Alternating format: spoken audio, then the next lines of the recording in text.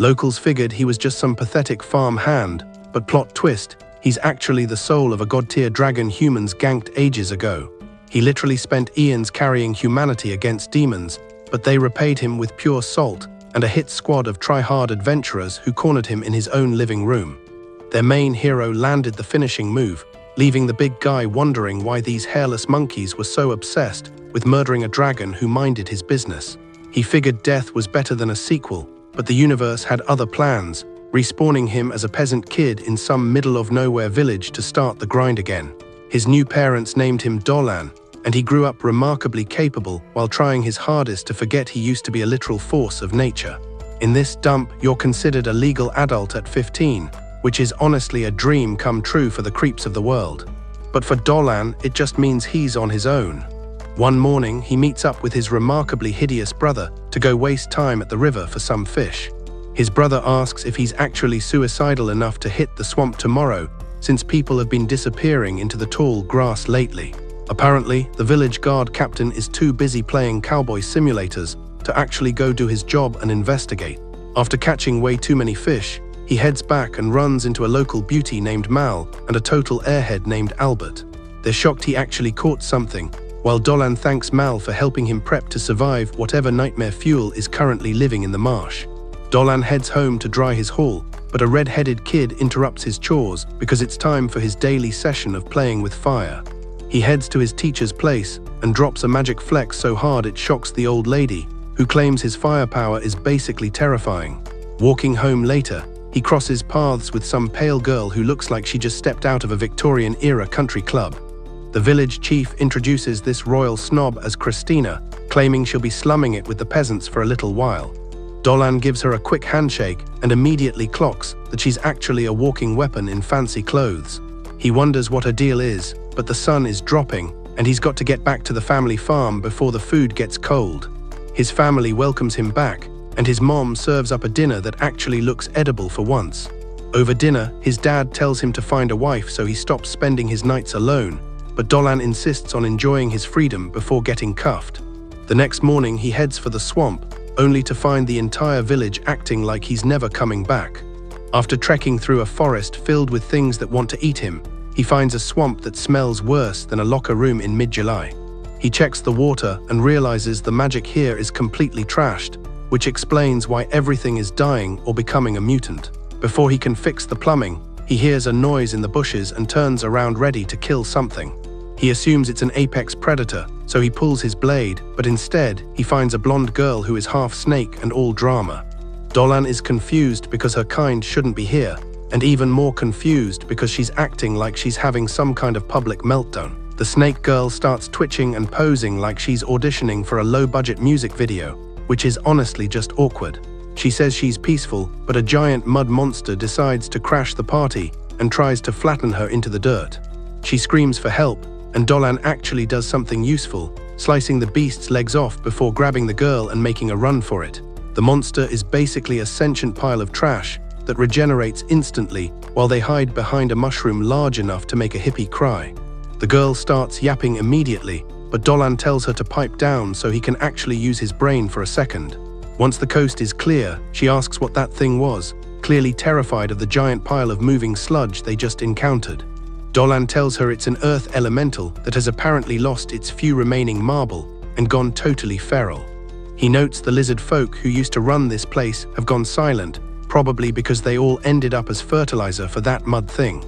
He finally looks at her and asks what he should call her besides a distraction. She says her name is Cell and she's a lamia, which is basically a fancy way of saying a snake with a human ego.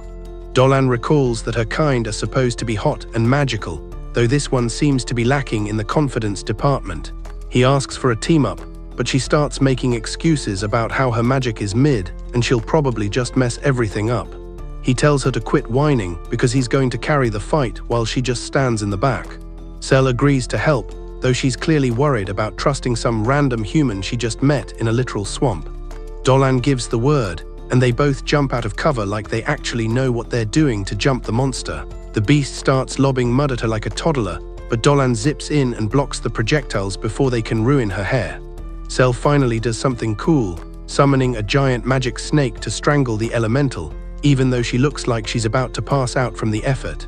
It's the perfect opening for Dolan to close the distance and finish this annoying encounter once and for all. The monster breaks her spell, but Dolan dodges the counter and jumps on its head, carving the mud pile into two separate problems. Cell is relieved it's over, right until the monster's remains collapse and cover her in disgusting brown sludge. Dolan checks to see if she's still alive and thanks her for the assist, even if she did end up looking like a swamp creature. He realizes she needs a bath and some warmth, so they find a nearby shack to squat in for the night. While he cooks, she asks why he isn't running away screaming, and he tells her she's way less aggressive than the other snake ladies he's met. She explains she's 17 and looking for a husband, which is hard because her race is all female and they have to find guys from other species. Apparently, they were cursed for being ancient influencers, and now their bodies are so toxic that most men just die after one date. Finding a guy who can actually survive her company is a bit of a nightmare. Dolan is mostly zoning out thinking about the logistics of snake anatomy until she mentions her dad was human too. Hoping to score some points, he serves her a bowl of the most questionable-looking soup to ever exist in this world. She actually likes the sludge, and he tells her it's a family recipe his mom makes every time the weather turns cold. The moment makes him realize being a human with friends is way better than being a giant lizard sitting alone in a damp cave. The next morning they gear up, and Dolan decides to play it cool instead of acting like a total loser. He tells Cell he's headed back home, while she says she's going south to continue her desperate search for a man. Dolan hopes they meet again, but for now, he's got his own life to live and his own problems to solve. Back at the village, Dolan and the red-haired girl are learning how to cook up illegal substances with the local witch. She warns them that one wrong move with magical medicine will turn your heart into a paperweight, so they need to be careful. The girl is a natural at the chemistry, but Dolan messes up so bad he basically gives himself a medical emergency. The old lady roasts him, saying if he can't control his hands, he's never going to satisfy a woman, which is a bit much. The girl defends him, claiming he's probably packing heat elsewhere, while the old lady just watches the awkward tension unfold. Later, he gets invited to lunch and thinks about how he hasn't seen the local goddess in forever while they all pray. After eating, he finds Albert trying to turn children into child soldiers, which is a great use of a Tuesday. The kids try to show off their moves, but Dolan couldn't care less about their progress and just wants to be left alone. He tells them to go play or something, but then he feels a weird energy coming from the woods nearby. He sneaks out alone at night like a creep and finds Cell in the middle of a bath, which is definitely an awkward reunion. She panics because he's just standing there staring at her like a statue instead of looking away like a normal person. He catches her before she falls, and she yells at him to stop being a pervert, but he just doesn't see the issue. He tells her that humans are naturally drawn to beauty, so he's basically just appreciating nature, which is a bold move. She slaps him for the comment, and even after she puts clothes on, she's still clearly considering murdering him. He still doesn't get why she's mad, but he asks what she's doing back in his neck of the woods. She admits every man she met was a total coward, so she came back to find the one guy who didn't run away. Dolan thinks he's hit the jackpot and tells her he was actually hoping to run into her again. He sees an opportunity to keep her around and asks her to just move into the village with him. Cell thinks she's a lost cause because people usually freak out at monsters, but Dolan points out they already have half-breeds and furries living there. She'll basically blend right in eventually. He admits being a snake lady might scare the locals at first, but her sweet vibe and massive personality will win them over in a heartbeat. Cell is absolutely buzzing at the idea of actually having human friends, so she officially signs up to be Dolan's new roommate. He mentions that living with him comes with premium perks, like letting her snack on his life force whenever she needs a magical fix. He offers his hand like a true gentleman, and Cell takes it with a nervous little shake. Dolan pumps some of his essence into her, and Cell looks like she just experienced a literal religious awakening right then and there. Once she stops vibrating from the power trip, Dolan lays out the rest of the master plan for her. Over the next few days, Cell starts dropping off premium steaks and fresh fish at the village gates like a scaly version of Uber Eats. The meathead captain and his squad are completely baffled by the free grocery delivery. The captain knows lamias are high-level threats, and he can't wrap his tiny brain around why one is leaving her leftovers for the... He decides it's time to go pester the village elders for some answers. The townies find it hard to hate someone providing free barbecue, but the captain insists you can never trust a monster and wants to form a lynch mob. A few people want to call the capital for backup, but the local witch shuts that down before they can even finish the thought. She tells the captain that being a protective hero is great and all, but he needs to stop making dumb decisions before checking the facts. Right on cue, Aerie walks in with a weird jar and tells the old hag she's finished the magical background check they talked about. The witch reads the vibes and claims the snake's appearance is actually a lucky omen, so the mob needs to put the pitchforks away immediately. Dolan is outside pretending to chop wood, while eavesdropping on the whole conversation like a pro. He's stoked that the witch manipulated everyone into playing nice, so he sprints to the woods to tell Cell they're officially in the clear. He explains that no one is going to murder her today, meaning it's finally time to move on to the final act of the show. The next morning, every guy who thinks he can fight gathers for a group workout session to look busy and important. Captain Balin gives a big speech about the dangerous snake lady, telling everyone to keep their eyes peeled for any scaly intruders. Dolan notices the entire village leadership is present, which is the perfect audience for the little stunt he's about to pull. The most important person there is the priestess, a local celebrity because she can actually heal people and do some basic magic tricks. She's the church's moral compass, so if she says the snake is cool, then the snake is officially cool. Dolan just hopes the priestess isn't having a bad day and decides to condemn his new friend on a whim. He glances at the treeline where Cell is currently shaking like a leaf while waiting for her big entrance. The plan they made involved Dolan getting beat up by some low-tier trash mobs so Cell could swoop in and play the hero. She's starting to have second thoughts now, wondering if she's actually supposed to start her performance yet. Dolan is playing the waiting game too, until a terrified soldier sprints out of the woods claiming he found the target. But it's not a snake, it's a massive armored bear that's clearly having a very bad morning, and the knights look ready to cry.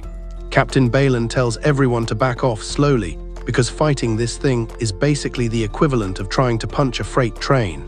The kids scatter like cockroaches, but one kid trips, and the bear decides he looks like a pretty tasty snack.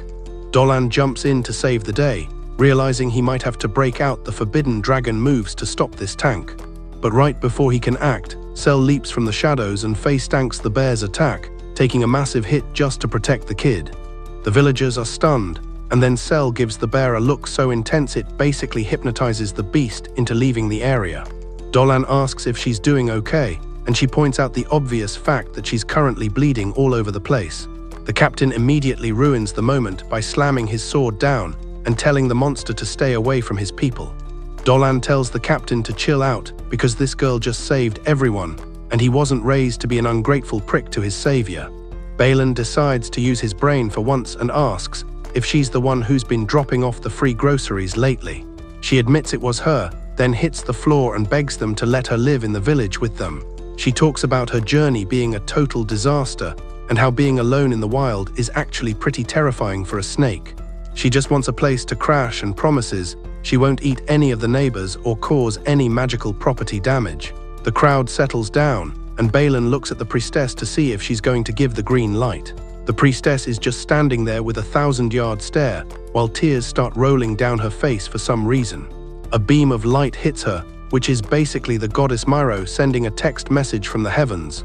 Once the divine download is complete, the priestess announces that Cell is officially a good girl, and everyone needs to start being nice.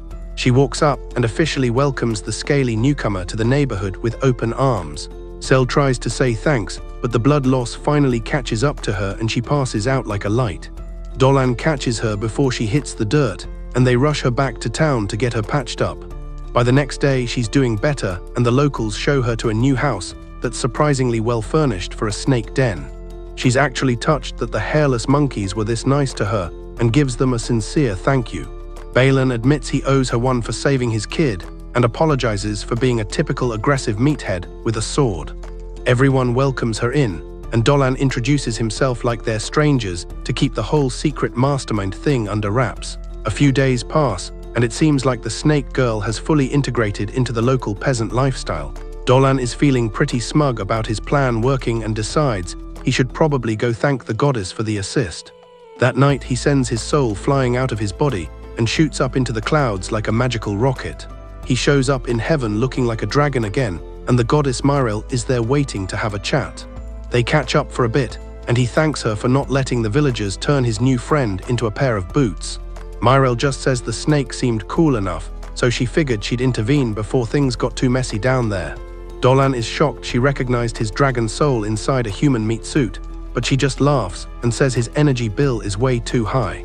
She mentions he looked totally miserable back when he was a giant lizard, so seeing him happy as a farmer is actually quite a shock. He eventually snaps back to his body, and the next morning starts with a very loud wake-up call.